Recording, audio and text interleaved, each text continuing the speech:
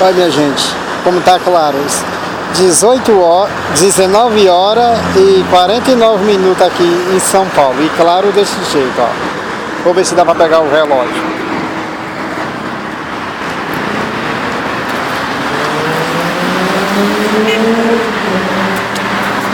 26 graus, 19 e 49 minutos aqui em São Paulo, para o grupo da família e da Zoeira Notícias. 19h50, dá uma olhada no relógio.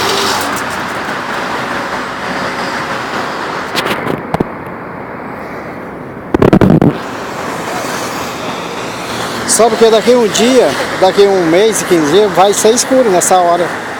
Isso, tudo de bom. Tem que ficar tipo estátua.